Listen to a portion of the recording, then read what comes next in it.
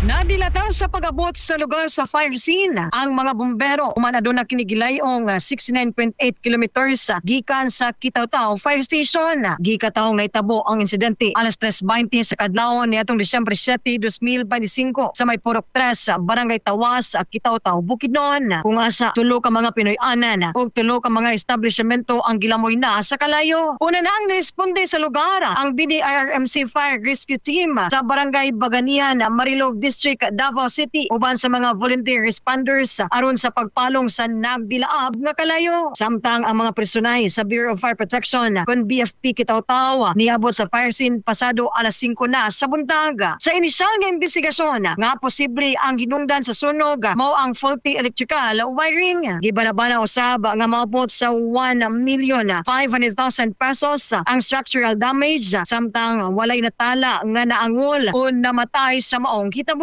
Human sa halos 4 ka oras nga operasyon, nagdeklara ng fire out ang mga personay sa BFP. Mga katropa, para sa tinaw nga panan-aw tumorog Vision X Plus soft gel capsule kay aduna kini lutein, zeaxanthin ug beta-carotene nga makatabang mupatin-aw sa panan-aw alang sa nakayusang Pilipino para sa Pilipinas. Ako sa Nilo Tabios, X from the